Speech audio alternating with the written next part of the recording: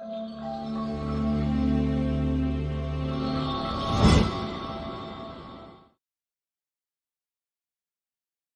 Morning to everyone. Current affairs की series में 1 जुलाई पर हम पहुंच चुके हैं और आज के important current affairs the Hindu और पीआईबी से हम डिस्कस करने वाले हैं। This is brief introduction about me. My name is Prince Luthra, all India rank 577 from UPSC CSE 2014 batch. और आज हम शुरुआत करेंगे कोटेशन के साथ। Patience is necessary and one can not reap immediately where one has sown. तो यहाँ पे देखिए यूपीएससी के अंदर भी आपको इस चीज का बहुत ज्यादा ध्यान रखना पड़ेगा, because through out the year जो आप तैयारी करते हैं वो उस एक दिन में आपको परफॉर्म करना पड़ता है और उसके बाद रिजल्ट का वेट करना पड़ता है, एंड देन आपको जो सक्सेस जो आप एक्सपेक्ट कर रहे होते हैं वो मिलती है, even though that is not a certainty. क्योंकि बहुत बार होता क्या है, 90% ऑफ द इंस्टेंसेस ये देखा गया कि जो पेशेंस होता है वो स्टूडेंट्स लूज करना शुरू कर जाते हैं, क्योंकि इसका जो प्रोसेस होता है एग्जाम का वो काफी बड़ा होता है। It is not merely restricted to 1 year. 1 साल से ज्यादा का टाइम भी लग सकता है, 2 साल भी लग सकते हैं, 3 साल भी। और हमने ऐसे इंस्टेंसेस भी देखे हैं जहां पे लोगों ने 6-7 साल तैयारी करी और आखिरी अटेम्प्ट में जाकर उनका एग्जाम जो है हुआ है। सो पेशेंस इज क्वाइट इंपॉर्टेंट।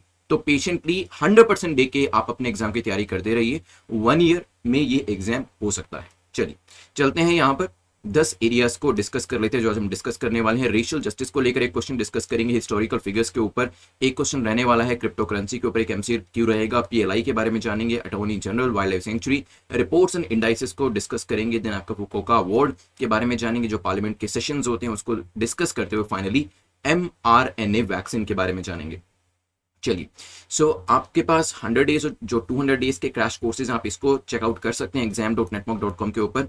अभी बीच में मैं आपको बताऊंगा भी सही कि किस तरीके से आप इस पूरे कोर्स को एक्सेस कर सकते हैं, बिकॉज इसको लेकर कल भी मेरे पास 2-3 मेल्स जो थे वो आए थे, तो it would be more beneficial अगर मैं यहीं पर ही आपको लेक्चर के बीच में बता दूं कि कैसे आप इसको एक्सेस कर सकते हैं। चलते हैं जल्दी से टारगेट सेटिंग के ऊपर। तो यहां पर जो कट ऑफ रखी गई है वो 6 मार्क्स की है और आपको यहां पर अपने टारगेट को सेट करना है कि आप कितना यहां पर टारगेट करके चलते हैं। 7, 8, 9, 10, 4, 5 जितना भी चाहे सेट कर सकते हैं। कमेंट सेक्शन में लिख दीजिएगा अपने टारगेट को कि आउट ऑफ 10 आप कितना यहां पर स्कोर करने वाले हैं। चलते हैं आज के पहले क्वेश्चन के ऊपर। The first question talks about racial justice and equality project. ये किसके द्वारा पब्लिश किया जाता है? यूएन के द्वारा, वर्ल्ड जस्टिस रिपोर्ट के द्वारा, एमनेस्टी इंटरनेशनल, या फिर none of the above. 10 seconds का टाइम है, टाइम जानबूझकर ऐड किया गया ताकि प्रेशर के अंदर आप कैसे आंसर करते हैं देखा जाए।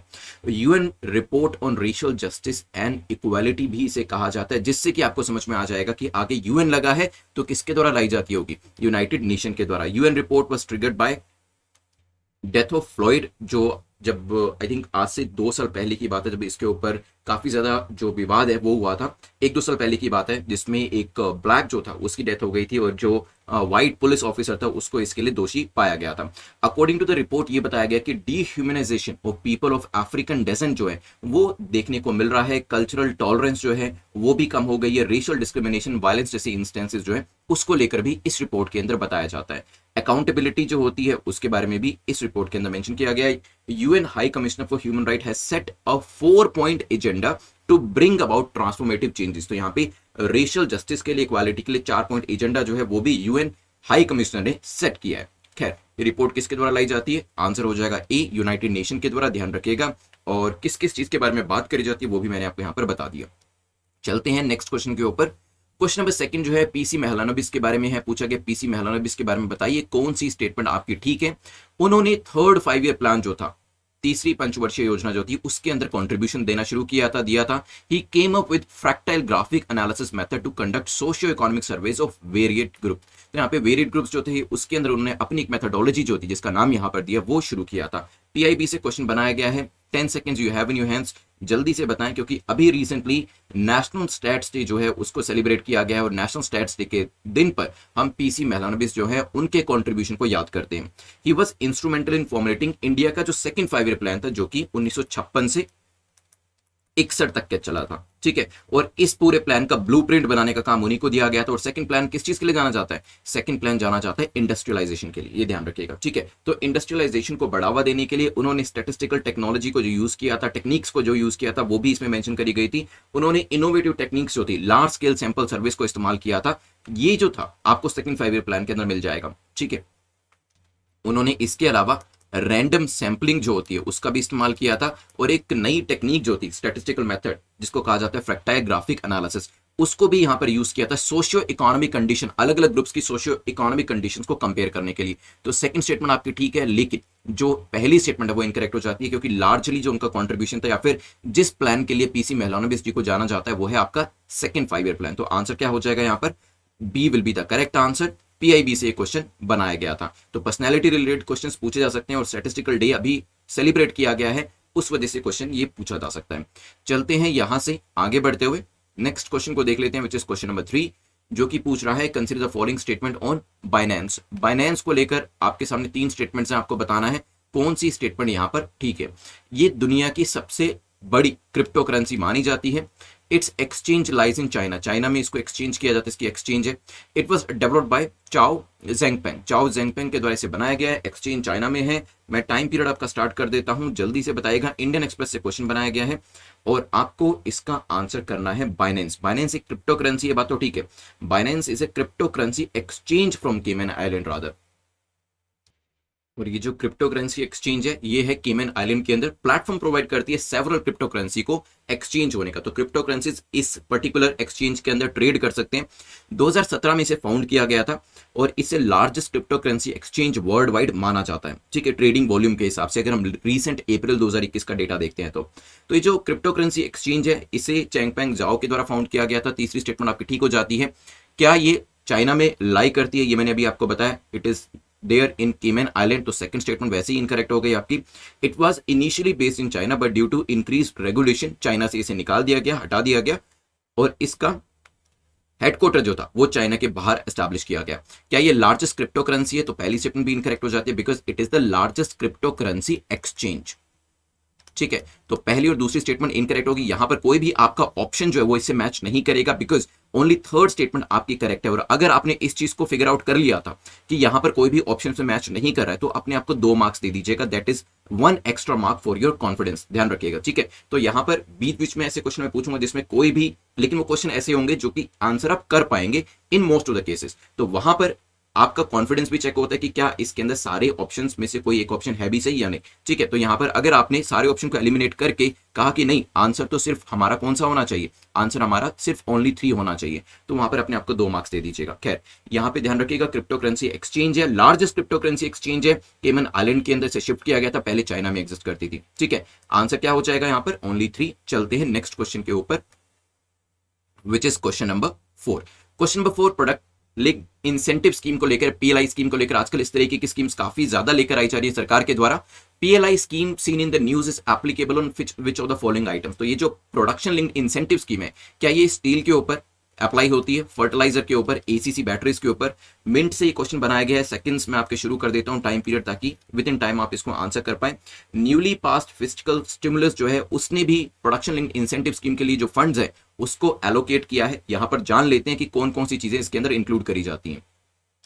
तो यहां पर देखिए थोड़ा सा मैं एनलार्ज कर देता हूं, सेक्टर्स की बात करेंगे तो इसके अंदर automobile, auto components, advanced chemistry, cell battery जो हमारे ऑप्शन में भी था, pharmaceuticals, telecom, food products, textiles, speciality steel, white goods, electronic technology production, high efficiency solar PV modules जो है वो इसके अंदर शामिल है। यहाँ पर डिपार्टमेंट भी दिए हैं और यहाँ पर कितना एलोकेशन दिया जा रहा है वो भी दिया। Allocation is not that important, areas जो है वो जानना काफी जरूरी है। तो एरियाज पता होने चाहिए, वो एरियाज किसके अंडर आते हैं वो भी पता होने चाहिए। तो अगर आप पीछे देखेंगे फर्टिलाइजर आपको कहीं पे दिखाई नहीं दिया, तो फर्टिलाइजर को आप एलिमिनेट करिए और स्पेशलिटी स्टील जो है और एसीसी बैटरीज इसके अंदर शामिल था। आंसर क्या हो जाएगा, इनको पीएलआई स्कीम के अंतर्गत डाला गया है और प्रोडक्शन लिंक इंसेंटिव स्कीम जो है ये चाइना को पीछे करने के लिए लाई गई है ताकि मैन्युफैक्चरिंग सेक्टर के अंदर ज्यादा से ज्यादा काम किया जा सके। अगर आपको याद हो कुछ टाइम पहले जो लैपटॉप्स है उसके अंदर स्कीम ने काफी अच्छे से काम किया और उसके बाद इसे व्हाइट गुड्स के अंदर भी लेकर आया गया।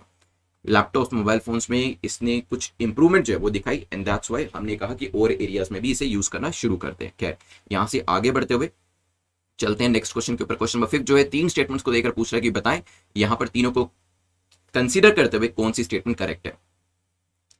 पहली स्टेटमेंट कहती है एजी जो है पार्ट 5 ऑफ इंडियन कॉन्स्टिट्यूशन के अंदर आते हैं, हो सकता है उनको राइट टू ऑडियंस दिया गया है। ऑल द कोर्ट्स, पूरी हमारी भारत के अंदर जितनी भी कोर्ट्स है वहां पर उनको राइट टू ऑडियंस दिया गया, मतलब वो जाके सुन सकते हैं, बैठ सकते हैं। ही is board from private practice, private practice करने की इजाजत उनको नहीं होती है। टाइम पीरियड मैंने आपका शुरू कर दिया है, जल्दी से आंसर करें इसके बारे में। यहां पर जो हमारे इनकम्बेंट एजी हैं उनकी जो टर्म है वो भी जो मिस्टर के वेणुगोपाल है उनकी टर्म को 1 साल से बढ़ाया गया है, इसी वजह से ये न्यूज थी। यहां पर बात करें क्या वो पार्ट 5 ऑफ इंडियन कॉन्स्टिट्यूशन के अंदर आते हैं, बिल्कुल ठीक है। आर्टिकल 76 को याद रखिएगा, आर्टिकल 76 में एजी के बारे में मेंशन किया गया है। एजी जो होते हैं वो एक तरीके से काउंसलर का रोल निभाते हैं सरकार को एडवाइस देने के लिए, सरकार को काउंसिल करने के लिए, but he is not a full time government servant of government of India, ठीक है। तो यहां पर वो जब भी उनके काउंसिल की जरूरत पड़ती है सरकार उनको बुला सकती है, लेकिन वो फुल टाइम एम्प्लॉय नहीं होते हैं, चीज ध्यान रखेगा। इसी वजह से वो प्राइवेट प्रैक्टिस जो है वो अपनी कर सकते हैं। यहां पे लिखा he is barred, no he is not barred. वो प्राइवेट प्रैक्टिस करना चाहे तो कर सकते हैं, प्राइवेट केसेस भी लेना चाहे तो ले सकते हैं, लेकिन हाँ अगर कोई भी केस ऐसा आता है जो कि सरकार के विरुद्ध में आता है तो वो नहीं ले सकते। क्यों? क्योंकि उनका पहला क्लाइंट तो गवर्नमेंट ऑफ इंडिया ही है ना। तो जब अपने पहले क्लाइंट के अगेंस्ट में कोई व्यक्ति यहां पर कोई केस उनके पास लेकर आता है तो वो वाला वो नहीं ले सकते, ठीक है। अटॉर्नी जनरल के बारे में, he is the right to audience in all the courts of the country, और पार्लियामेंट्री प्रोसीडिंग्स जो होते हैं उसके अंदर भी वो पार्टिसिपेट कर सकते हैं, लेकिन वोटिंग पावर जो है वो उनके पास नहीं थी। तो बैठ के जो प्रोसीडिंग्स होती है उनको सुन सकते हैं, बट वहां पर वोटिंग राइट उनको नहीं दिया गया। But yes he is right to audience in all the courts. तो पहली जो 2 स्टेटमेंट्स है वो ठीक हो जाती है। आंसर क्या हो जाएगा? A will be the correct answer. चलते हैं नेक्स्ट क्वेश्चन के ऊपर। यहां पर मैंने आपको बताया कि जो 1 साल के टर्म है वो यहां पर बढ़ाया गया।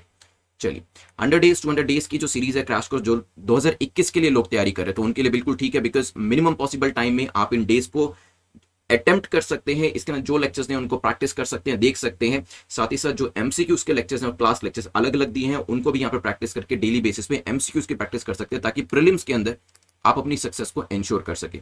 मैं एक बार आपको दिखा देता हूँ किस तरीके से कोर्स आपको दिखने वाला है।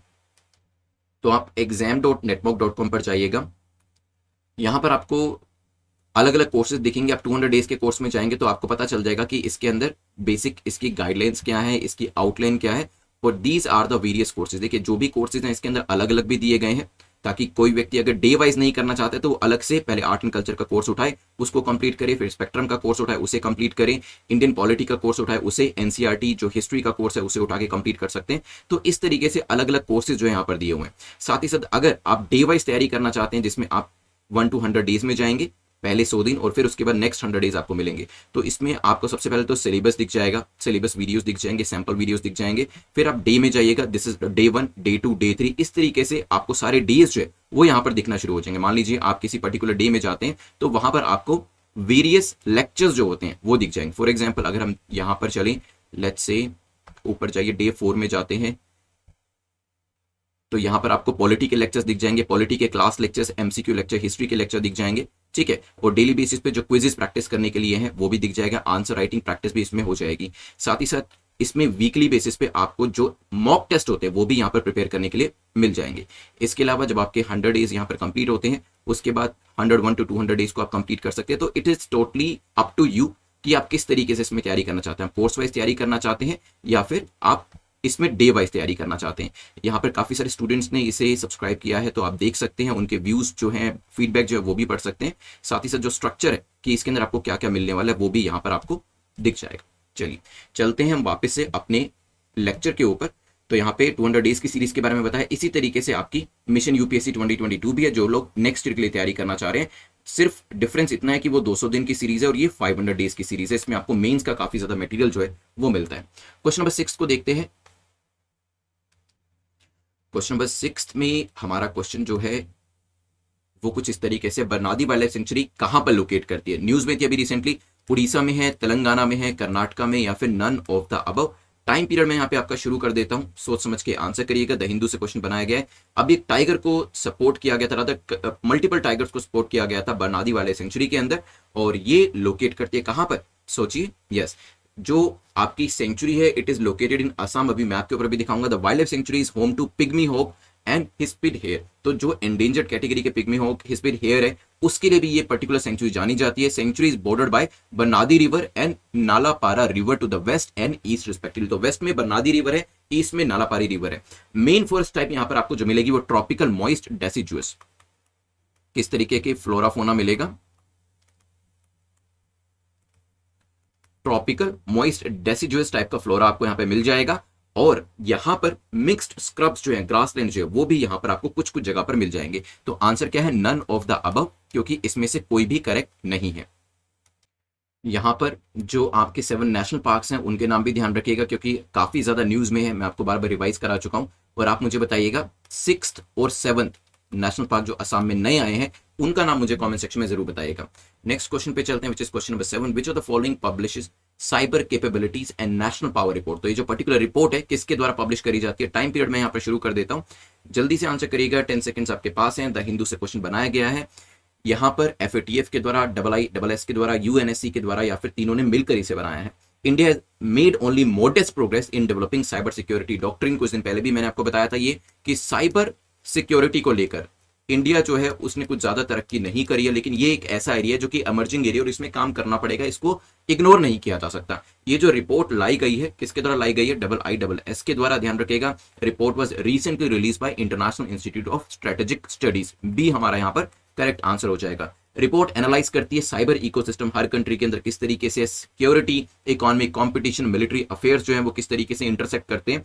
और यहां पर अगर आपको याद हो, नेटो ने भी अभी स्पेस को और साइबर स्पेस को तो पहले ही कर रखा था, वो यहां पे इंट्रोड्यूस किया है कि आर्मी, नेवी, एयरफोर्स के अलावा ये भी इंपॉर्टेंट एरियाज है जिसको लेकर उनकी तैयारी पूरी, अगर कोई भी कंट्री उनके ऊपर अटैक करती है तो किसी भी देश के लिए अब आर्मी, नेवी, एयरफोर्स के beyond space and cyber space में भी अपने आप को एम्पावर करना काफी जरूरी हो जाता है। रिपोर्ट डिवाइड करती है कंट्रीज को 3 टीयर्स के अंदर, और ये 3 टीयर्स वैसे मैंने आपको बताए हुए हैं, that is the first year, second year, third year. मान लीजिए फर्स्ट ईयर है, ये सेकंड ईयर है, ये थर्ड ईयर है, ठीक है। और हमने देखा था USA is the only country जो कि फर्स्ट ईयर के अंदर आती है। सेकंड ईयर के अंदर काफी सारी कंट्रीज ऐसी है जो कि हमारे बराबर की वैसे दिखाई देती हैं, लेकिन हमारा नाम यहां पर नहीं है। इसमें ऑस्ट्रेलिया, चाइना, फ्रांस है, देन कनाडा भी इसके अंदर आ जाता है, इजराइल, रशिया जैसी कंट्रीज, यूके जैसी कंट्रीज इसके अंदर आती हैं। इंडिया को भी इस कैटेगरी के अंदर होना चाहिए था, लेकिन इंडिया जो है थर्ड कैटेगरी में है। आयरोनिकली जापान भी हमारे साथ है, ठीक है। तो यहाँ पे India, Japan, Iran, Indonesia, Vietnam, north Korea जैसी जो कंट्रीज हैं वो थर्ड ईयर में, जिनको सेकंड ईयर में होना चाहिए था। चलिए चलते हैं यहां से आगे बढ़ते हुए, IISS की रिपोर्ट से आगे बढ़ते हुए क्वेश्चन नंबर 8 को देख लेते हैं, जो कि फुकुओका अवार्ड को लेकर है। रिसेंटली पूछा गया कि ये न्यूज में थे, ये किस चीज के लिए दिए जाते हैं? एनवायरमेंटल कंजर्वेशन के लिए, गैलेंट्री एक्ट्स के लिए, प्रमोटिंग एशियन हेरिटेज, या फिर all of the above.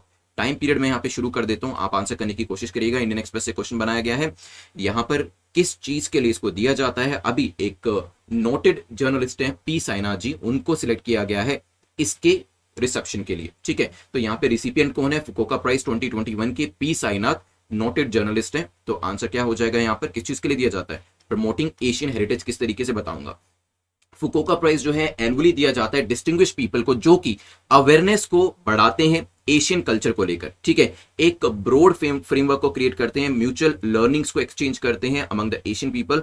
11 Indians जो है उनको सो फार फुकुओका प्राइज जो वो दिया जा चुका है। प्राइज को एस्टैब्लिश किया गया था 1990 के अंदर, ठीक है। और ये 11 इंडियंस को ऑलरेडी एनुअल बेसिस पे जो है वो दिया जा चुका है। और इस बार जो दिया है वो जो नोटेड जर्नलिस्ट पी साइनाथ जी हैं उनको दिया है। आंसर क्या हो जाएगा? जो लोग एशियन कल्चर, एशियन हेरिटेज को बढ़ावा देते हैं उनको इस प्राइज से नवाजा जाता है। चलते हैं यहां से आगे बढ़ते हुए क्वेश्चन नंबर 9 जो है वो देख लेते हैं। क्वेश्चन नंबर 9 आपसे पूछ रहा है, which of the following stands incorrect about session of parliament. Session of parliament को लेकर आपको बताना है कि गलत क्या है। यहां पर पहली स्टेटमेंट कहती है there should be a lag of more than 6 months between 2 successive session of Parliament. तो यहाँ पे जो लैग है वो 6 महीने का हो सकता है, ओके। रादर लिखा है शुडेंट, कि यहां पर 6 महीने से ज्यादा का गैप नहीं होना चाहिए। चलिए हो सकता है ये भी। For a session to commence in Parliament minimum quorum जो होता है वो 1/10 की जरूरत होती है टोटल मेंबर्स का, जिसमें स्पीकर को शामिल नहीं किया जाता।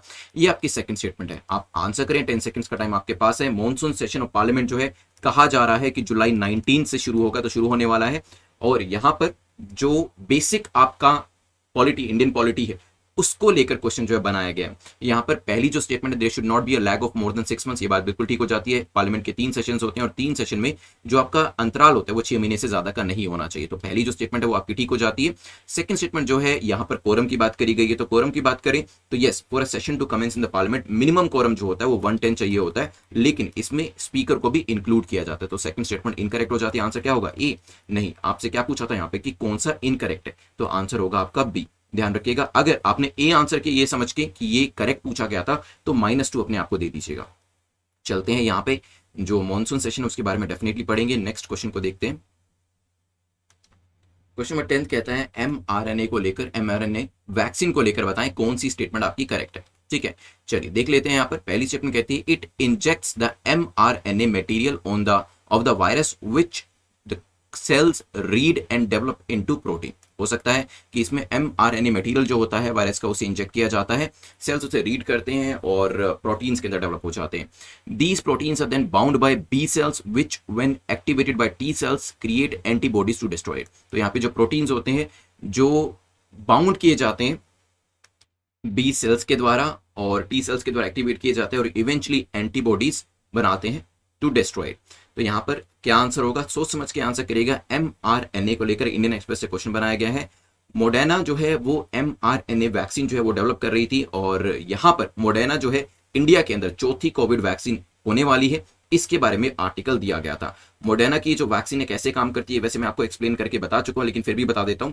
जब इसे बॉडी में इंजेक्ट किया जाता है, मोडेना वैक्सीन पार्टिकल्स जो होते हैं दे बम्प इनटू द सेल्स और उसके साथ ये फ्यूज हो जाते हैं, चिपक जाते हैं। ठीक है, और फिर क्या करते हैं, मैसेंजर आरएनए, mRNA जिसको कहा जाता है, मैसेंजर आरएनए जो होता है उसको रिलीज करते हैं, which are genetic material that are cells read to make protein. तो हमारे जो सेल्स होते हैं वो क्या करते हैं, वो इस जेनेटिक मटेरियल के साथ क्या करना शुरू करते हैं, प्रोटीन्स बनाना शुरू कर देते हैं। The cells molecules read the sequence and उसके बाद स्पाइक प्रोटीन्स जो होते हैं वो बनाना शुरू किए जाते हैं।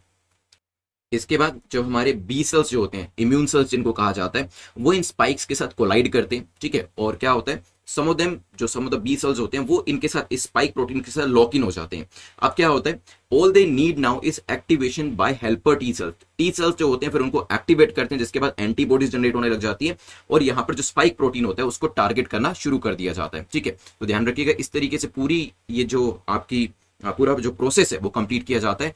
इसमें mRNA that is messenger RNA material virus का होता है वो इंजेक्ट किया जाता है। तो यस, ये स्टेटमेंट आपकी ठीक हो जाती है।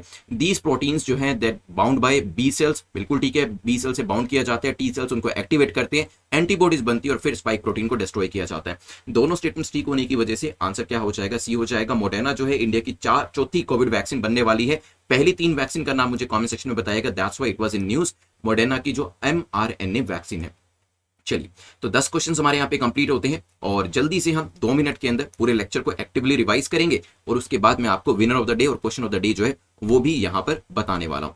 चलिए शुरुआत करते हैं। हमने शुरुआत करी थी रेशियल जस्टिस इक्वालिटी प्रोजेक्ट को लेकर। यहाँ पर किसके द्वारा लेकर आया गया, यूएन रिपोर्ट थी, ये यूनाइटेड नेशन के द्वारा लेकर आया गया है। जो यहाँ पर एक मिस्टर फ्लॉयड थे, उनकी डेथ हो गई थी और व्हाइट ऑफिसर जो थे उनको इसके लिए दोषी माना गया था। उसके बाद ये रिपोर्ट जो है लेकर आए गए जिसमें रेसिज्म के बारे में बताया गया था।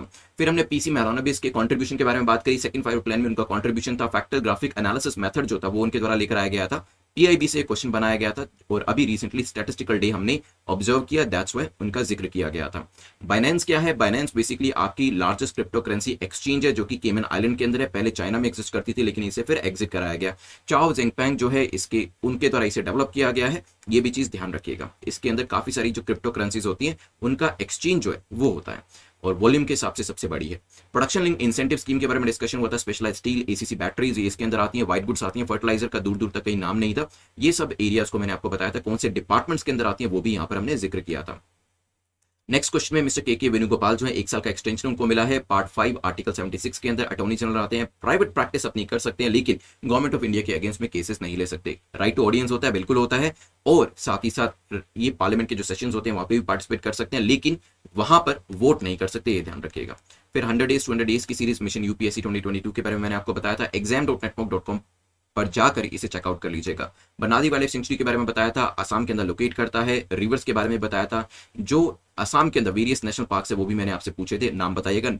क्वेश्चन यहाँ से बनने के चांसेस काफी ज्यादा है क्योंकि 6 to 7 नेशनल पार्क जो है वो यहाँ पर अभी ऐड किया गया है। फिर हमने एक और रिपोर्ट साइबर कैपेबिलिटीज को लेकर देखी थी, IISS के द्वारा लेकर आई जाती है ये जो पर्टिकुलर रिपोर्ट है और जिसमें बताया कि इंडिया को वर्क करना पड़ेगा, ऐसा international institute for strategic studies के द्वारा कहा गया क्योंकि साइबर सिक्योरिटी के मामले में इंडिया जो है वो टियर 3 के अंदर आता है जबकि टियर 2 के अंदर इसे आना चाहिए था। नेक्स्ट में फुकुओका अवार्ड के बारे में देखा, मिस्टर पी साइना जो जर्नलिस्ट हैं उनको ये दिया गया है, लेकिन एग्जाम में क्वेश्चन पूछा जाएगा तो किस चीज के लिए दिया जाता है, प्रमोटिंग एशियन हेरिटेज, क्योंकि जो नाम होते हैं यूपीएससी में बहुत कम चांसेस होते हैं कि नाम पूछे जाए, लेकिन यस दूसरे जो एग्जाम होते हैं पीसीएस ईपीएफओ के वहां पर नाम पूछे जा सकते हैं, तो पी साइना जी का नाम याद रखिएगा, लेकिन लायक इसलिए गया प्रमोटिंग एशियन हेरिटेज के लिए। इस पर्टिकुलर फुकोका के बाद हमने देखा था नेक्स्ट क्वेश्चन को लेकर, सेशन ऑफ पार्लियामेंट को लेकर। सेशन ऑफ पार्लियामेंट जो है 6 महीने से ज्यादा का गैप नहीं होना चाहिए, इंडियन पॉलिटी का क्वेश्चन था। और यहाँ पर सेशन जो कमेंट्स किया जाता है इसमें कोरम 110 चाहिए होता है, लेकिन उसके अंदर स्पीकर भी शामिल होते हैं। नेक्स्ट लास्ट क्वेश्चन में mRNA किसकी वैक्सीन है? मोडेना की है, मैसेंजर आरएनए जिसमें स्पाइक प्रोटीन आ जाते हैं और फिर बी सेल्स के साथ वो क्लब करते हैं, बी सेल्स को एक्टिवेट किया जाता है, फिर यहाँ पे एंटीबॉडीज बनती है और फिर इन स्पाइक प्रोटीन्स को डिस्ट्रॉय करना शुरू कर दिया जाता है। इंडिया के अंदर ये वैक्सीन आ रही है, इसी वजह से ये पूरी न्यूज हमने डिस्कस करी थी। चलिए, तो सैटरडे को आपका मैराथन सेशन आएगा, उसको जरूर अटेम्प्ट करिएगा। अभी मैं आपको विनर ऑफ द डे और जो क्वेश्चन ऑफ द डे है वो दिखा देता हूं, जिसका आंसर आपको कमेंट सेक्शन में करना है। चलिए, तो यहाँ पे जो विनर है सोनाली एस ने करेक्ट आंसर किया। पटना की फुल फॉर्म पूछी थी, वो पूरी यहाँ पर बता दी है। पटना जो आपका आईजीएमडीपी के अंदर आता है, पूरा मिसाइल सिस्टम जो हमारा था, राइट। इसके अलावा mRNA के अंदर m का क्या मतलब है, ये मुझे आप कमेंट सेक्शन में जरूर बताइएगा। mRNA मोडेना की आपकी एक वैक्सीन है, लेकिन इसमें m का क्या मतलब है वो नीचे कमेंट सेक्शन में जरूर बताइएगा। To win the free PDF. Mains का जो क्वेश्चन है वो आपको मेंस के ग्रुप में आंसर करना है। सिमिलरली इंटरव्यू का जो क्वेश्चन है इंटरव्यू के ग्रुप में आंसर करना है। और यहाँ पर वेरियस सीरीज जो है उसको आप एनरोल करा सकते हैं। This is the second channel जहां पर कल मैंने आपको मेंस के आंसर राइटिंग कैसे करनी है उसके ऊपर एक नई सीरीज शुरू करी है, जिसमें आप देख सकते हैं कि मेंस में मैं आपको जो कॉपीज है स्टूडेंट्स की वो दिखाता हूँ, उसमें क्या क्या कमियां है, कैसे कैसे सुधार किया जा सकता है, वो भी यहाँ पर हम डिस्कस करते हैं। जल्दी से अपने मार्क्स को कॉमेंट सेक्शन में जरूर लिख दीजिएगा। सेकंड टाइम जब आप वीडियो को देखते हैं तो अपने नोट जरूर बना लीजिएगा, बिकॉज नोट मेकिंग जो है काफी जरूरी भी रहती है। टेलीग्राम का लिंक नीचे डिस्क्रिप्शन में दिया गया है, तो उसे आप ज्वाइन कर लीजिएगा, वहां पर आपको जो पीडीएफ है वो मिल जाएगी। Thanks for watching, please do like and share the video. Have a nice day, take care, good bye.